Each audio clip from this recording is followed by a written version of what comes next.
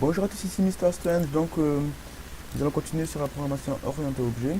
Dans la dernière vidéo, nous avions vu le design pattern MVC qui consistait à partager notre application en trois parties, modèle, vue et contrôleur. Nous avions créé deux contrôleurs avec donc un user controller qui possédait un certain nombre de méthodes et qui étendait des méthodes et des propriétés de son parent contrôleur, qui possédait la méthode render qui permettait d'inclure une page dans son template. Donc aujourd'hui nous allons voir la notion de routeur, donc le routage et des composants. Alors tout d'abord, premièrement, ce qu'on va faire c'est au niveau du create là, au niveau de la méthode render. Là, ce qu'on aimerait bien pouvoir faire, c'est ici sur la page create récupérer des informations que va nous fournir le contrôleur. Parce que comme on a dit, le contrôleur, lui, il va traiter les informations et les fournir à la vue. Donc il va falloir qu'à un moment donné, je puisse passer les données, du coup, à cette vue. Et donc pour ce faire, au niveau de ma méthode render, je vais la modifier en disant que tu vas pouvoir prendre un autre paramètre qui sera les variables.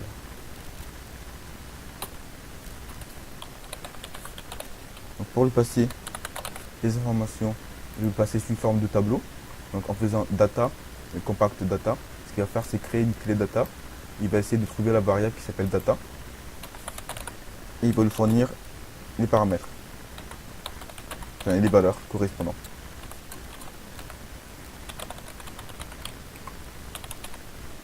Là je mets juste un exemple.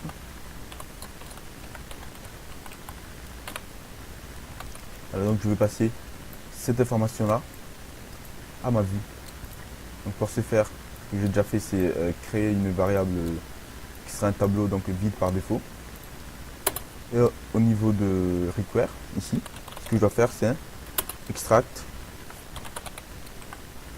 de vars. En faisant ça, je vais pouvoir accéder à mes variables. Donc en faisant get define vars, je vais voir les variables qui ont été passées, enfin, qui sont définies sur cette page là. Donc là, comme vous pouvez le voir, j'ai bien les variables view, create, ainsi que une variable qui est un tableau avec ce que je lui ai passé.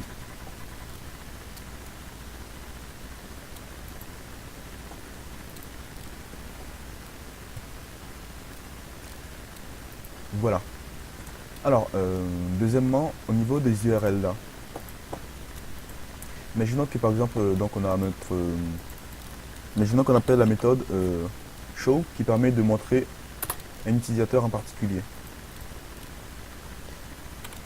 Et donc, pour savoir quel utilisateur, bah, il nous faut l'ID de l'utilisateur. Donc, ce qu'on ferait, c'est ID.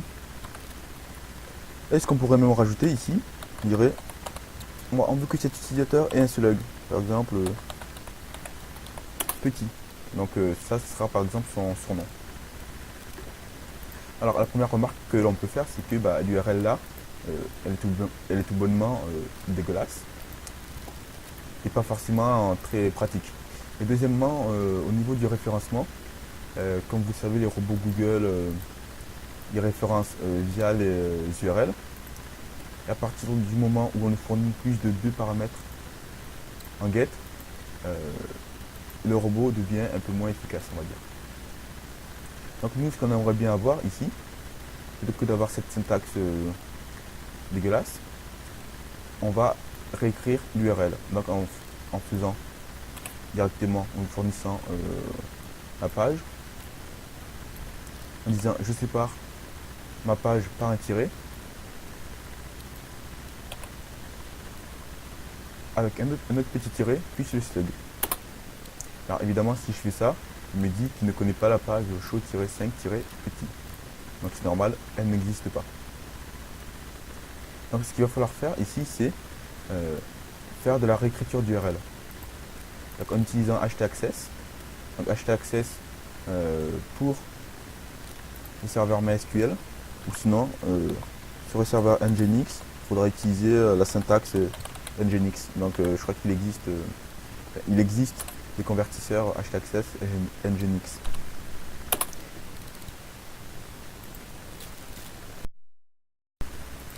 Donc ce qu'on va devoir faire, c'est réécrire l'URL. Donc la première chose qu'on fait, c'est qu'on démarre le moteur de réécriture, notre engine.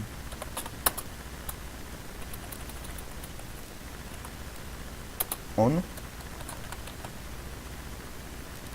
Et là, rewrite rule. Donc on va créer une règle. Donc qu'est-ce qu'on va faire? On va lui dire tous les URL, enfin, tu me captures n'importe quoi, et tout ce que tu captures, tu le renvoies sur la page index, puisque c'est la page index, comme vous le voyez, qui traite les URL, et qui va appeler la méthode en conséquence. Donc pour ce faire, je dis chapeau du début à la fin. Là, j'ouvre les parenthèses, point pour dire n'importe quel caractère répété plusieurs fois, et ça, je le redirige sur la page index.php. Point d'interrogation, URL égale $1. $1 équivaut à ce que j'ai mis dans la parenthèse. Si par exemple j'avais une deuxième parenthèse, ça aurait été $2, etc., etc. Donc il va le passer via l'URL. Donc en faisant ça, là, ça refonctionne de nouveau. Donc il m'affiche cette page n'existe pas, ce qui est tout à fait normal, puisque la page show 5 petits n'existe pas. Du coup, si on met create, là on a toujours le petit problème, il nous dit la page n'existe pas. Et pourtant, notre réécriture devrait bien fonctionner. Donc ce qu'on va faire ici, c'est un bardem de get pour voir ce qu'il nous fournit. Et là, peu importe où on est, il nous dit que l'URL c'est index.php. Alors ça, c'est tout à fait normal. Il va falloir rediriger à une condition, à la condition que le fichier ou le dossier n'existe pas. Donc là, je fais rewrite cond, pourcentage, accolade, request, file, name, tiret, F. Un petit point d'exclamation, tiret F.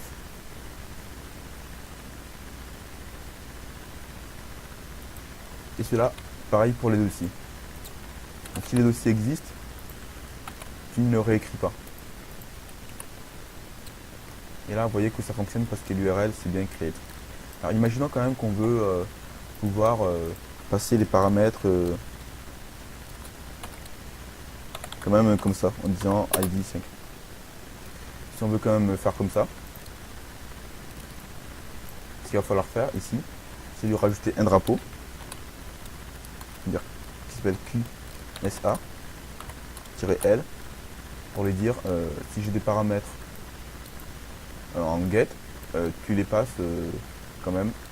Et L, c'est pour dire c'est la dernière règle.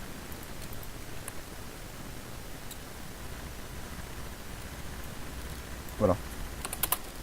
Donc du coup, si je fais update, vous voyez bien que c'est update, et ici j'ai bien le contenu du profil.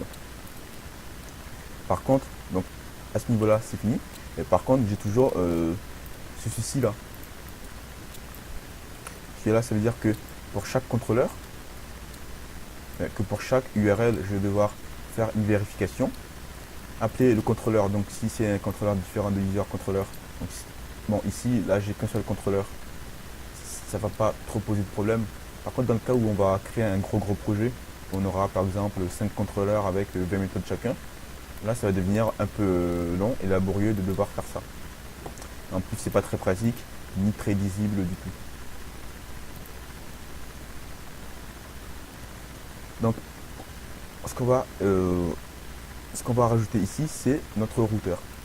Donc un routeur, donc ce routeur sera une classe PHP, donc un objet. Et le principe d'un routeur, c'est de délocaliser toute la partie traitement des URL côté PHP.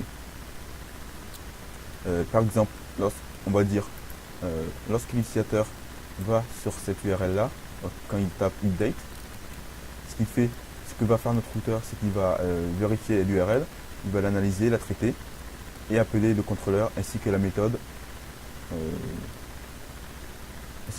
correspondante.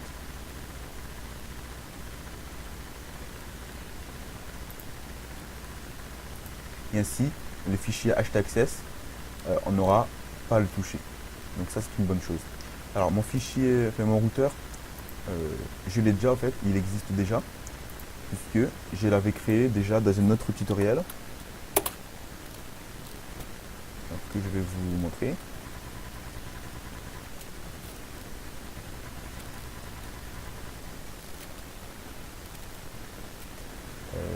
Ok. Donc là, on crée routeur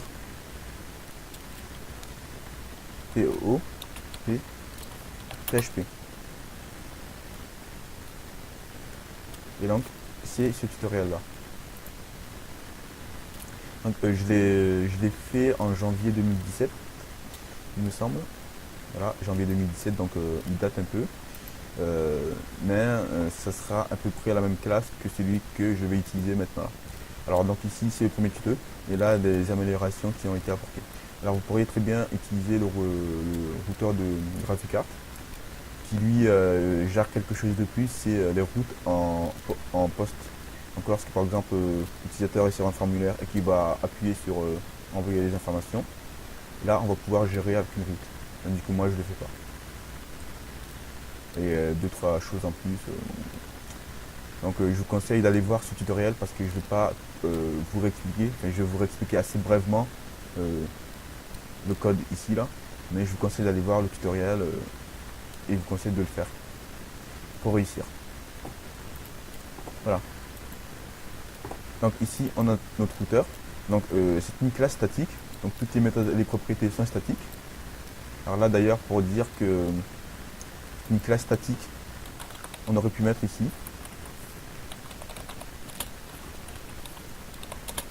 abstract.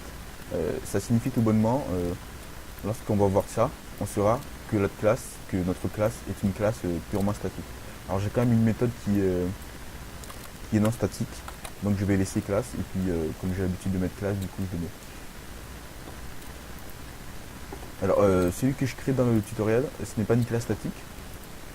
Donc après ce que je peux faire, c'est je vous mettrai le lien de cette vidéo en commentaire. Et je vous mettrai également un lien de téléchargement de ce routeur là. Donc ce routeur qui est en statique. Donc comment fonctionne le routeur? Premièrement, ça on en a plus bien. Et ça on en a plus bien. Alors vu que c'est un routeur statique, vu que c'est une classe statique, il n'a pas besoin d'être instancié. On fait directement ça. Donc j'ai une première méthode qui s'appelle get qui prend par défaut une route. Donc ici on va prendre create. Et deuxièmement qui va prendre soit une fonction, donc une fonction et un collable, exemple salut,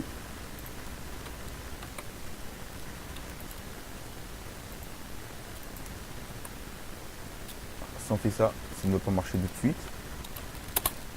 Alors si on fait ça ne marche pas. Ce qu'il faut faire, c'est une méthode qui s'appelle run, qui permet de lancer notre routeur. Et là en faisant ça, vous voyez que ça fonctionne. Alors j'avais fait quelques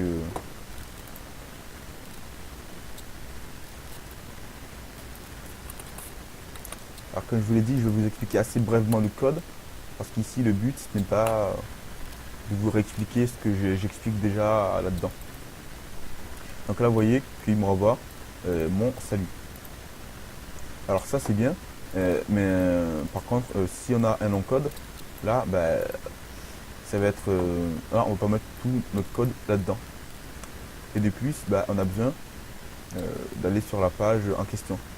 Alors ce qu'on pourrait faire, on pourrait dire tiens, on va quand même utiliser notre contrôleur user et faire user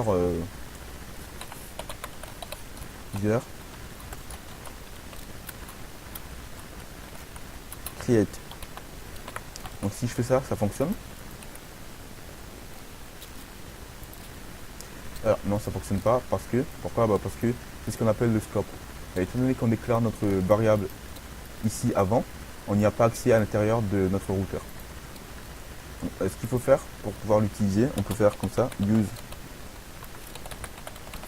user. Donc en faisant ça, je vous dis, tu transvases la variable ici, là-dedans. Donc en faisant ça,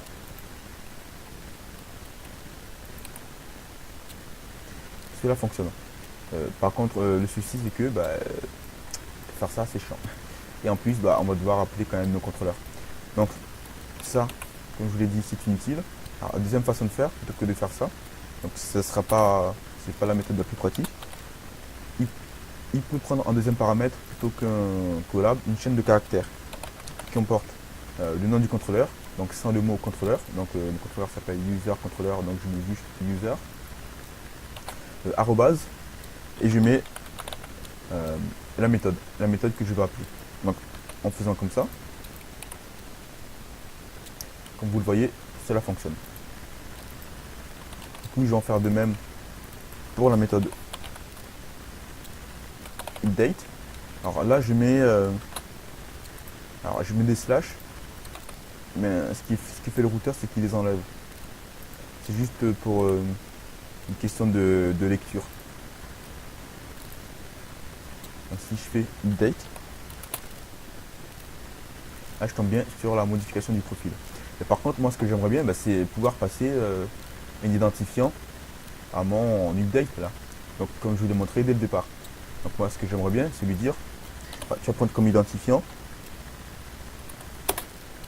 8.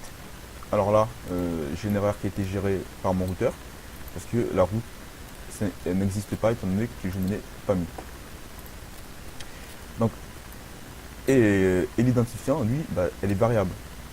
Donc je ne vais pas créer une route pour chaque utilisateur. Donc là-dessus, nous sommes bien d'accord. Donc pour pallier à ce problème-là, ce que je peux fournir à mon update, c'est des paramètres. En faisant par exemple, je veux séparer avec un tiret. Et là, pour les paramètres, je mets une accolade. Là, je vais mettre un nom. Je dis, tu prends un ID. Alors là, je pourrais mettre n'importe quoi. Là, comme je vous l'ai dit, c'est une question de lecture. Donc si c'est un slug, j'aurais mis un slug. Donc là, je fais comme ça. Et là, vous voyez, qui me renvoie sur la page parce que la route existe. Alors moi, ce que j'aimerais bien maintenant, c'est à partir de mon update là.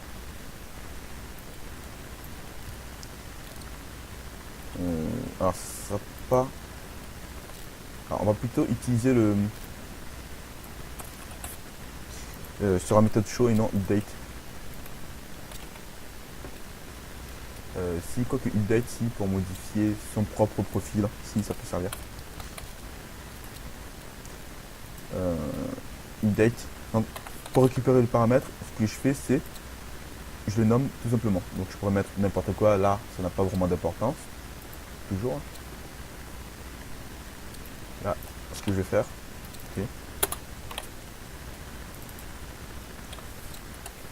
Modifier le profil, numéro, et là j'écris l'ID.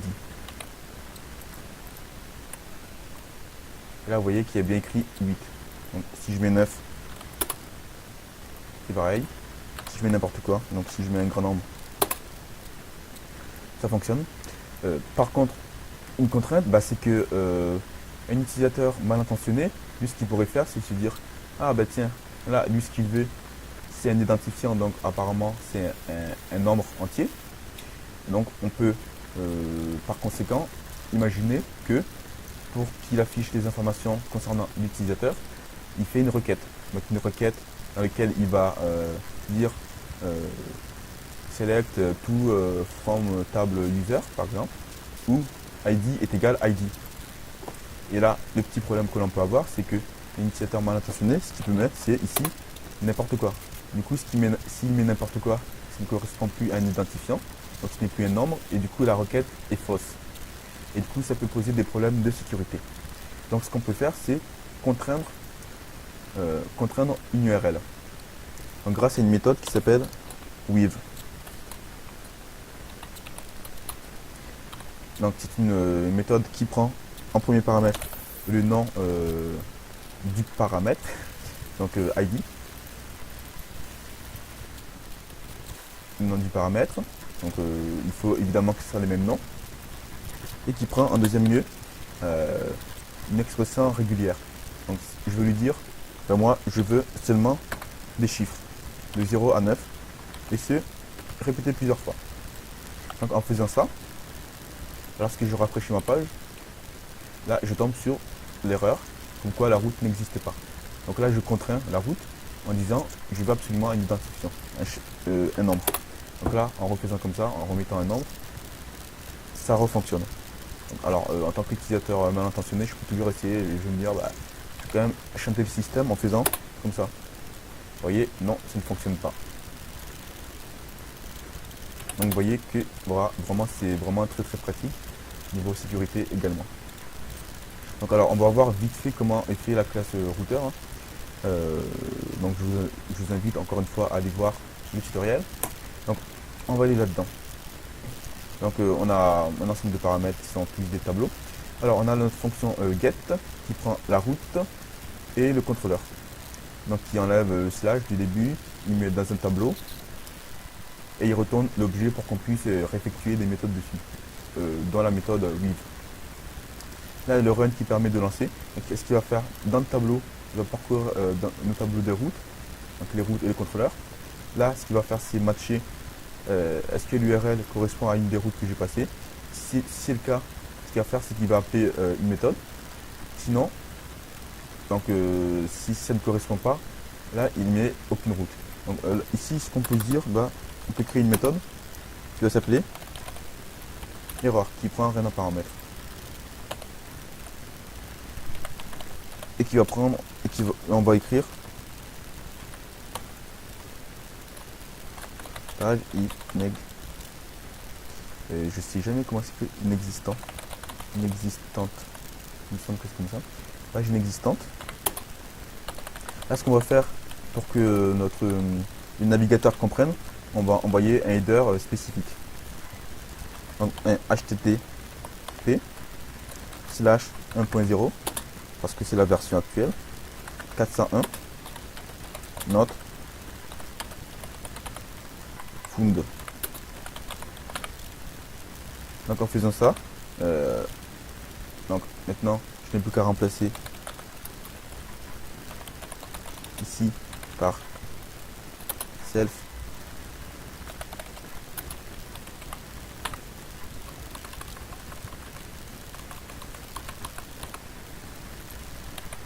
ici. Maintenant si je tape n'importe quoi dans l'URL,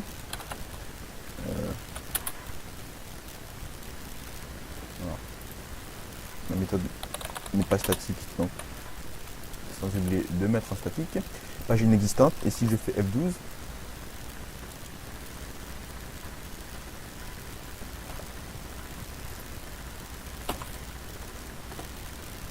alors il semblerait que j'ai un petit bug. C'est où? Alors c'est outils. Plus d'outils, outils de développement, voilà. Alors je peux fermer ça, pesant, ça ne sert à rien. Et là qu'est-ce que j'ai? Vous voyez que j'ai un statut not found. Donc le serveur a répondu la page est inexistante. Donc pour le navigateur, c'est bien. Voilà, donc ça match, est-ce que ça correspond? Si c'est le cas, il appelle Khaled. Donc Khaled, lui ce qu'il fait c'est que alors le match, lui ce qu'il va faire c'est ici l'URL, la route, il va transformer en le paramètre, donc n'importe quoi, en expression régulière. Donc hop, via param match. Donc soit par défaut il lui fournit ça qui lui dit bah tu acceptes n'importe quoi sauf le slash ici. Ou sinon, grâce au weave qu'on appelle le weave, on vérifie est-ce que j'ai un paramètre qui correspond. Si c'est le cas, je remplace les accolades et le match.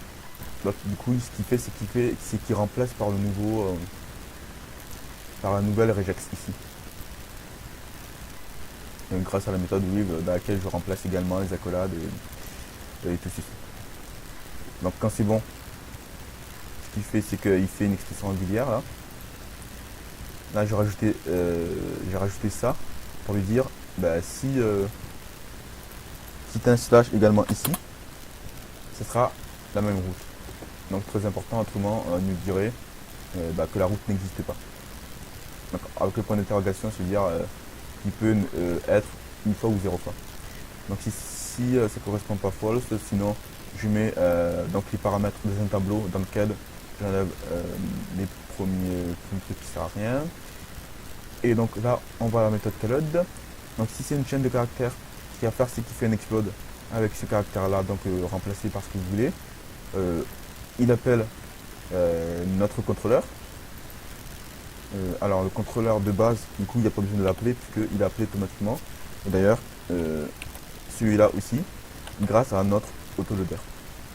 Donc on initialise un contrôleur et on va appeler la méthode correspondant à ce contrôleur là. Alors on utilise la méthode callUserFunctInit qui prend deux paramètres. Le premier qui est un tableau, le premier qui prend un objet. Donc l'objet c'est contrôleur, donc dans lequel je vais appeler le paramètre, la méthode. Et donc je vous fournis en deuxième lieu la méthode. Donc la méthode qui est create ici et update ici. Donc grâce à la séparation du tableau en 0, j'ai le contrôleur et en 1 la méthode. Et je lui passe les paramètres. Donc les paramètres, du coup, c'est les paramètres que je récupère via l'ID là. Du coup, si j'avais un update plus le slug, j'aurais pu également récupérer le slug en faisant ici slug. Enfin, toujours est-il qu'on écrit ce qu'on veut ici, ça n'a aucune importance. Voilà. Sinon, ce qu'il fait, c'est tout simplement qu'il appelle l'action. Donc l'action sera contrôleur. Et l'action, c'est le callback qu'on aura mis avec les paramètres. Donc s'il prend des paramètres. Voilà. Ceci fait, donc je vous invite à aller voir le tutoriel, parce que bon, c'était peut-être pas forcément très clair ici là. Les buts étant de passer vraiment un peu moins de temps là-dessus. Le but c'était pas. Et donc deuxièmement, donc ceci fait, nous ce qu'on voulait, ce qu'on veut toujours, c'est à partir du fichier create, donc create qui se trouve dans users, ici dans les vues. On aimerait pouvoir accéder à notre formulaire et créer un formulaire avec des champs, etc. Donc là vous pouvez vous dire, ce que tu vas faire, c'est créer ton formulaire ici et le récupérer là. Et ce sera toujours pas bon puisque à cause du scope, les variables que j'ai mis ici ne sont pas transférées automatiquement là-dessus, donc je les verrai pas. Alors on pourrait se dire, on pourrait créer une méthode qui permet de récupérer une instance du formulaire, de le passer grâce au vars là, au create, et continuer. Alors c'est bien beau, mais si on a 10 composants, on va devoir créer une méthode pour chaque composant, ça va être chiant. Donc ce qu'on va faire, c'est créer une méthode. Alors ce qu'on va faire, c'est au niveau du contrôleur, donc l'user là.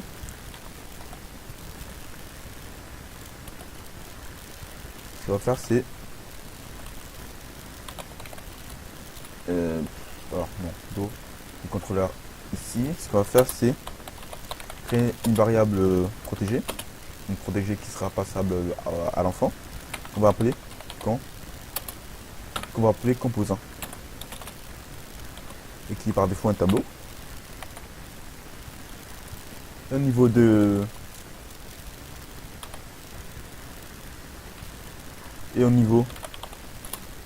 notre contrôleur user, on prend le tableau des composants et je veux dire par exemple je veux donc c'est un tableau, je veux mon composant forme. Après on pourrait dire je veux le composant validateur, je veux le composant un tel et un tel et un tel. Je veux le composant par exemple authentification, etc., etc. Donc ce qu'on va faire ici, c'est créer une méthode qui va inclure automatiquement un composant. Donc public, on va appeler ça load composant, sans S. Là, il ne prend rien en paramètre. Là, ce qu'on va faire, c'est une vérification. On va vérifier est-ce que le tableau de nos composants est vide ou pas. Donc, un petit list composant. Donc, si ce n'est pas vide, ce que tu vas faire, c'est tu vas parcourir les composants.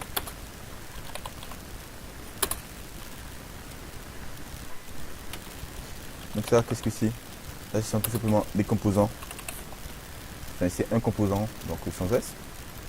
Alors si on fait ça,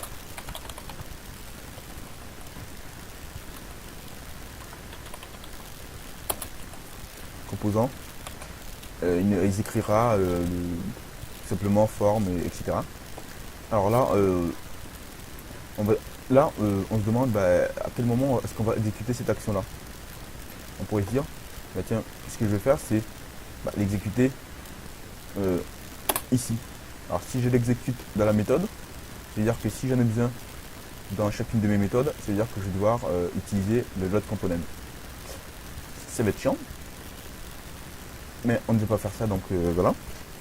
Alors on pourrait se dire, deuxièmement, ce qu'on peut faire, c'est tout simplement créer une fonction constructeur.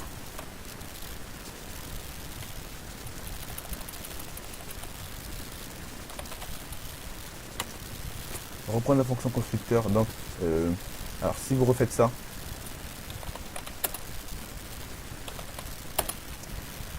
on pourrait se dire bon, on peut charger nos composants comme ça.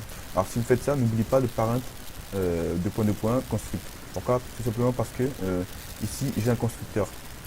Et lorsque je réécris un constructeur dans une classe enfant, si je ne mets pas, si j'appelle pas le parent, le constructeur parent est écrasé. Du coup, si elle est écrasée, c'est-à-dire que je la réécris ici. Et du coup, ce que j'ai mis là n'aura plus d'intérêt et du coup n'existera plus et il appellera du coup plus le dossier par défaut. Le dossier automatiquement. Donc si vous faites ça, si vous appelez votre constructeur pour des raisons peu importe, appelez le constructeur parent. Et si vous fournissez des paramètres, il faudra également lui fournir des paramètres. Et nous, on ne peut pas faire ça. Il y a moyen d'inclure les composants automatiquement, bien sûr. Comment? Tout simplement, qu'est-ce que j'ai là? J'ai mon contrôleur. Là, j'ai mon contrôleur user, que c'est celui-là que j'appelle. Donc tout simplement, ce que je vais faire, ici, c'est contrôleur, et je vais exécuter le load composant. Donc en faisant ça, dans le routeur, j'exécute automatiquement mon composant. Donc maintenant que j'ai fait ça,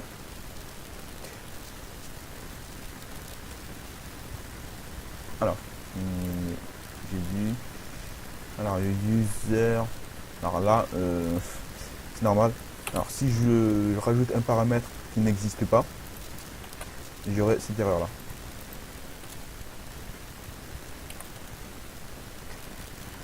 Voilà, alors vous voyez qu'ici il y a bien écrit forme. Donc je vais revenir ici. Alors ce qu'on va faire, c'est pour les composants. Donc, on va mettre une majuscule.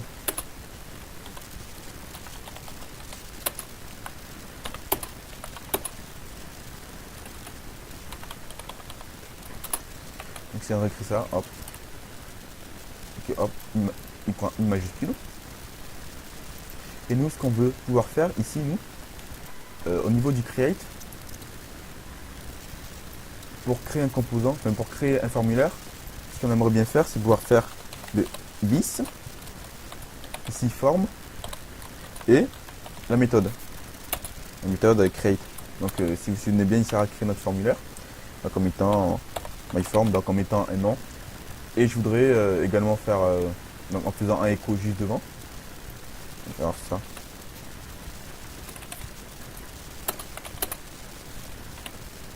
Voilà. je vais pouvoir faire ça.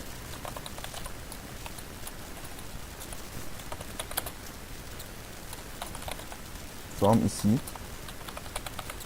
Close.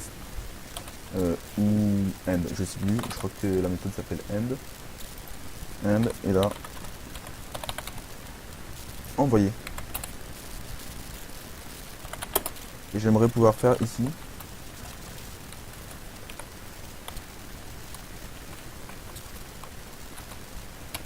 This. Forme.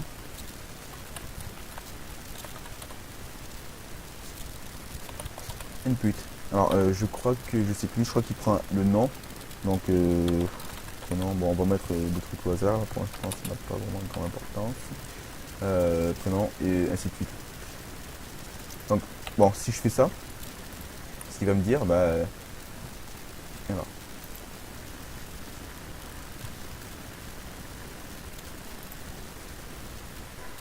On est bien, alors on est sur quelle page là, voilà. Je l'ai fait sur la page create. Donc là, bah là ce qu'il nous fait c'est que bah déjà bon, ma fille vient de 10. Et là bah il me dit là tu essaies d'appeler une variable forme d'user controller. Or cela n'existe pas, on est bien d'accord.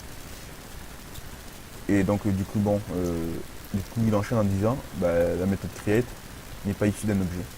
Parce que forme n'est pour l'instant pas un objet. Donc ce qu'il va falloir qu'on fasse, nous, c'est qu'on mette notre forme, donc notre formulaire, au niveau du contrôleur en tant qu'objet. Donc, ce qu'il va falloir qu'on fasse, donc ici, voilà, niveau contrôleur.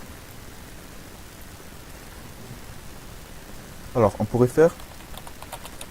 dire, bah tiens, si je fais comme ça, ça devrait normalement fonctionner. Donc lui, alors, il prend en paramètre le validateur qui lui prend en paramètre le poste. Donc ça, faut pas l'oublier. Alors là, ça ne fonctionnera pas.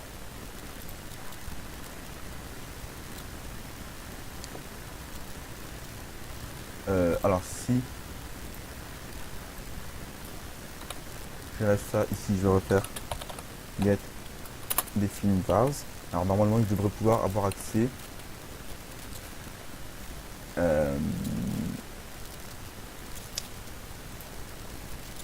non, je n'ai pas accès. Je n'ai accès à rien. Donc moi, ce que je vais faire, c'est, je pensais que ça aurait marché, non. Bah moi, je veux inclure notre, du coup, le composant. Je veux l'attacher à mon user. Donc pour ce faire, étant donné que le composant est une variable et que mon vis, bah lui c'est un objet et que je peux fixer à cet objet là un autre objet. Donc ce que je fais, c'est que, alors si je fais ça, il va me dire voilà, composant n'est pas une propriété de user. Non, c'est normal, composant est une variable. Donc ce que je mets le dollar devant parce que c'est la variable. Donc comme on l'a fait, si vous vous souvenez bien, au niveau du validateur, si vous vous souvenez bien dans la méthode, alors dans cette méthode là, voilà. Étant donné que la règle, c'est une fonction qui est du coup une variable utilisée à l'extérieur, hein. Du coup là, on met la variable. Donc là, on peut faire pareil. Par contre, ici, ce qu'on fait, c'est qu'on pousse le composant dans le user. Donc en faisant ça maintenant, je prends ça. Voilà, si j'oublie le égal.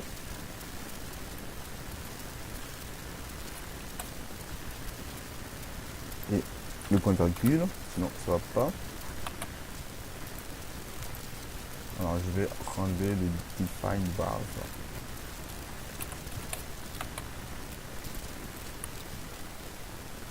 Non, maintenant en faisant ça, qu'est-ce que vous voyez? Alors là, ce n'est pas forcément très visible. Alors ce que je vais faire au niveau du contrôleur, attends, non, c'est dégueulasse.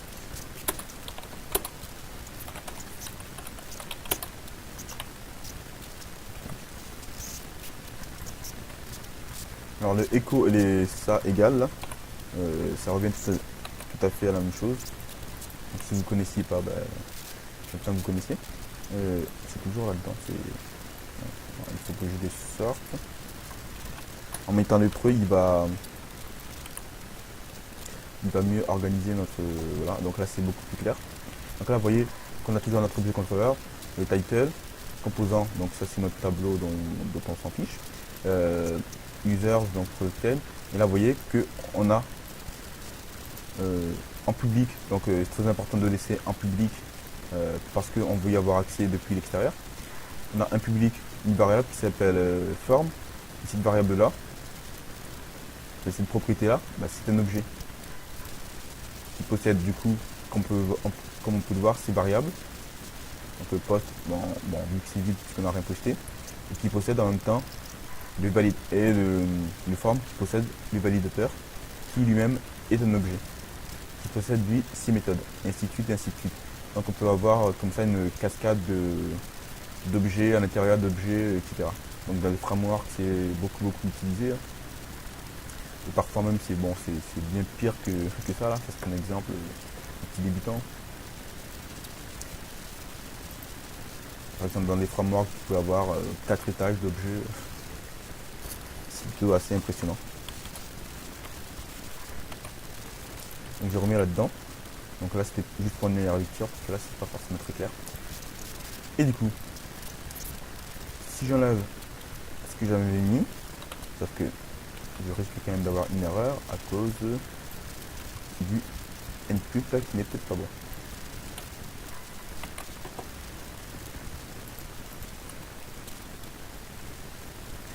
Non, ça fonctionne. Alors je sais plus comment fonctionne notre...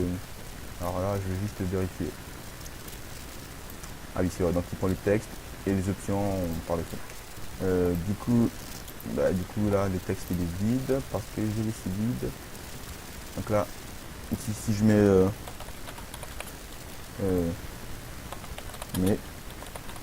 ton prénom. Donc là le nom du champ et ensuite le label. Donc là vous voyez, j'ai bien mis ton prénom. Alors là on va enlever le 10 là qui est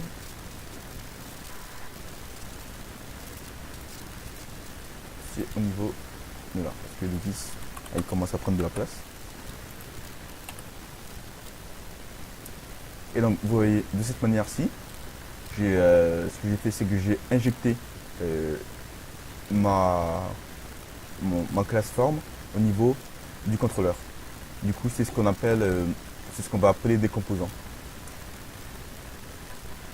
Voilà, donc je pourrais par exemple créer un composant authentification, un composant qui permet d'authentifier, un composant qui permet par exemple de crypter des messages, etc., etc. Alors je vais vous montrer quand même les 2-3 composants que j'ai créés moi. C'est encore ici, composant. Ah, donc bon, comme vous pouvez le voir, j'ai pas mal de composants. Par exemple, j'ai un composant chiffrement, c'était pour chiffrer, j'en avais besoin pour un projet. File qui permettait de gérer les fichiers, donc c'était également sont tous des classes. Security, HTML, session qui permet de gérer les sessions, upload qui permet de uploader des fichiers. Donc ça peut être important. Donc, comme vous voyez ici j'ai une classe qui permet de... Voilà. Donc toutes ces classes là que j'ai mis dans le dossier composants peuvent être appelées sous forme de composants au niveau de mes vues. Donc comme vous pouvez le voir ici, à aucun moment on a initialisé d'objet. À aucun moment on a initialisé d'objet et pourtant là, ce qui est là, c'est assez simple. Niveau lisibilité, c'est clair. Donc pour chaque composant, je vais devoir...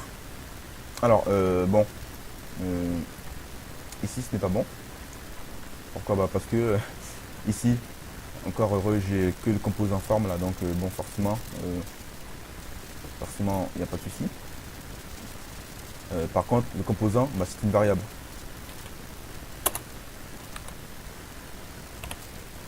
Donc mon composant, j'ai fait que je vais l'instancier new composant. composants. Alors si je fais ça, vous allez voir que rien ne va fonctionner. Pourquoi? Parce que forme là, il me dit il prend un paramètre et toi tu ne fournis rien. Oui, c'est normal parce que dans certains cas, certains composants, par exemple typiquement de forme, lui il va avoir besoin d'un autre composant pour fonctionner. On dit que par exemple dans les composants que j'ai créés, il y a des composants qui n'ont besoin de rien, donc on les instancie et basta. Par contre d'autres composants eux qui ont besoin du coup comme ici là, de l'instance du validateur. Donc plutôt que de fournir à tous mes composants des validateurs qui ne servira pas forcément à grand chose, je vais ici faire une vérification. Je vais dire si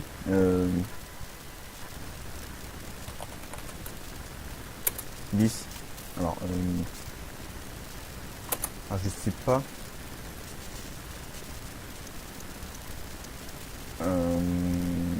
alors non, alors on va plutôt, voilà, on va plutôt faire ça. Si composant est égal à forme, donc là n'oubliez pas, je mets une majuscule.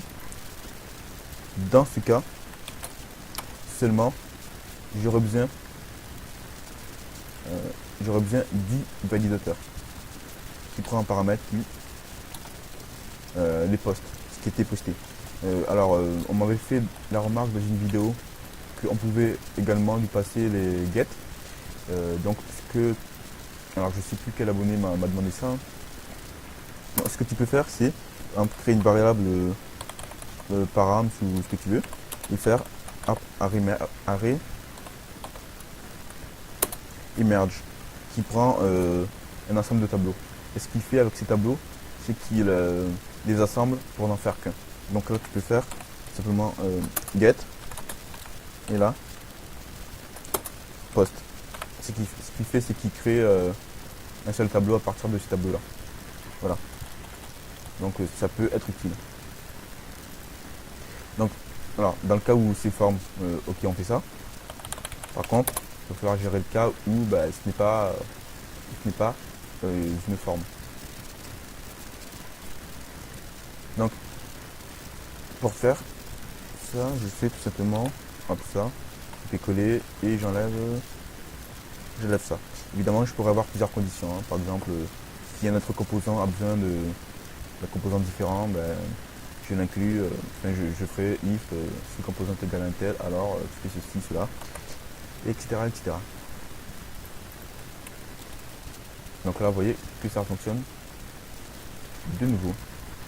Alors comme on peut le faire ici là, au niveau du create là, on avait dit que lui pouvait prendre comme paramètre les options dont pas la méthode mais l'action. Est-ce que l'action je l'ai mis? Mais, évidemment moi je ne l'ai pas mis. Alors mais on pourrait plus bonnement l'ajouter. Hop, ici remettre action. Là, action je ne l'avais pas rajouté. Et pourtant c'est l'une des choses les plus importantes quand même.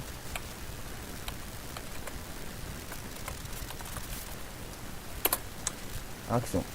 Alors action, alors soit bon si c'est bon, ok. Sinon bon on met nul tout simplement. Ou bien non, ce qu'on va faire c'est mettre. Alors j'ai encore un petit bug au niveau de mon éditeur. Voilà. Donc excusez-moi.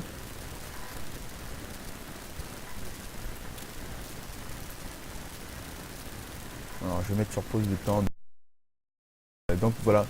Donc ceci réglé. Donc si action existe, alors tu l'ajoutes. Sinon non. Donc là, ce qu'on va faire, c'est l'action. Ce qu'on va faire, c'est donc du coup rajouter une action date avec par exemple allez 8 ici. Du coup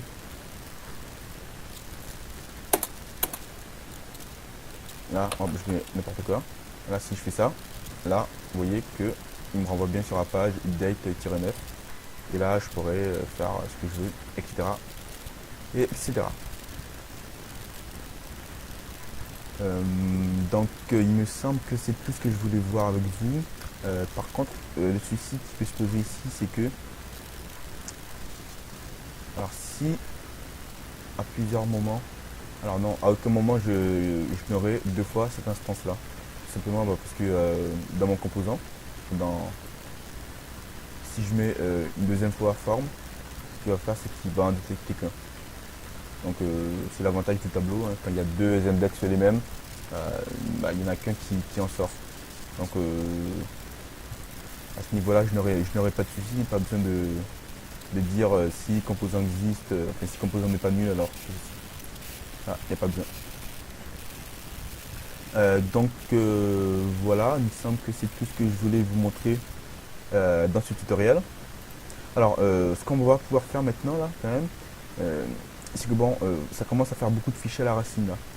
Et donc là ça commence à faire beaucoup et ce n'est pas forcément super. Donc là, ce qu'on va faire, c'est dans nos contrôleurs, on va créer un dossier qu'on va appeler composant.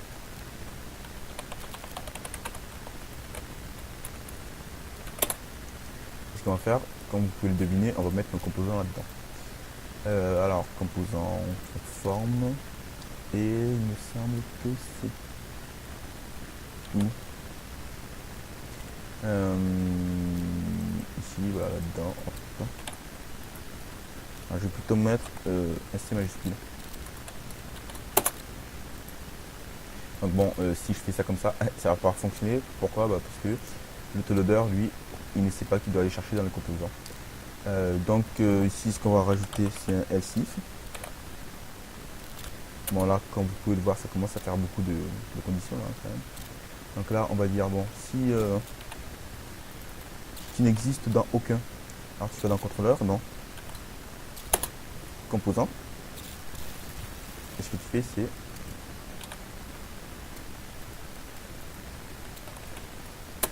un require. Alors là, j'ai une erreur parce que je ne sais pas pourquoi.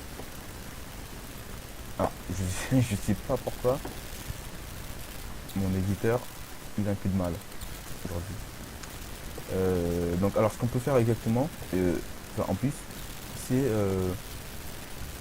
créer un dossier qu'on va appeler config et mettre notre routeur ainsi que la config là-dedans, ainsi que l'autoloader.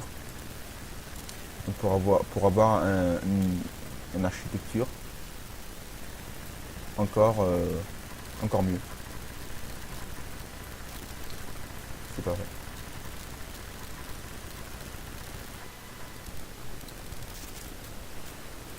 J'ai quelques petits bugs.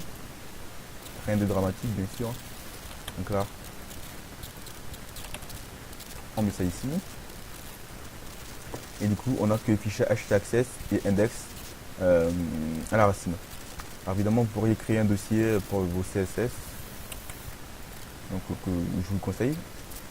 Donc il va falloir faire 2-3 modifications qui ne sont pas forcément très compliquées. Donc là, c'est dans config autoloader. Donc à ce niveau là ça n'a pas changé. Alors le routeur lui, il va falloir du coup rajouter encore une note. D'ailleurs je ne sais pas ce que j'ai transformé ici pour que ça fasse ça.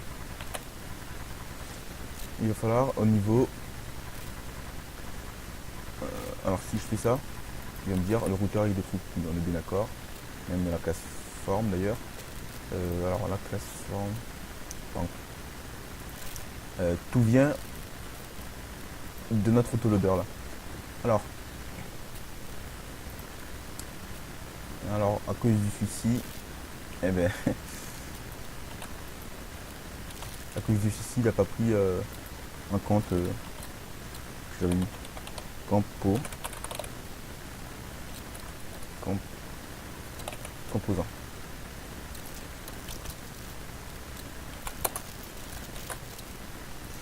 Donc contrôleur composant. Alors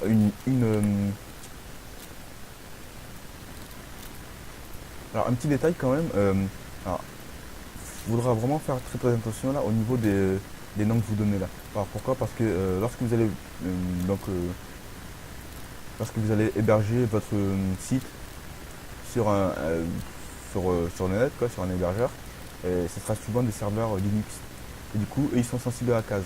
Du coup, si votre fichier s'appelle, si votre dossier comporte un nom en minuscule, il va falloir le mettre, il va falloir respecter les majuscules et les minuscules, sinon il va vous dire qu'il ne trouve pas les fichiers. Donc très important. Alors, composant, si file existe, alors il va dans composant. Ah, il faut également rajouter c'est la config.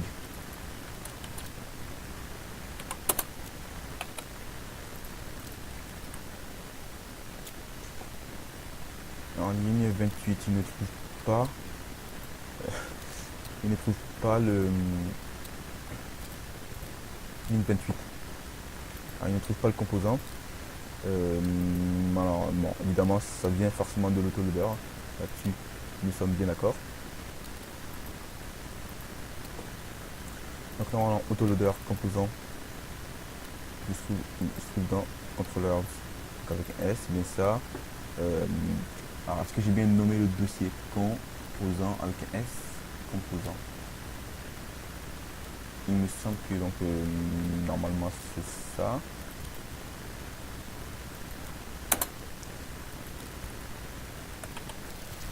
Alors est-ce que moi je devrais pas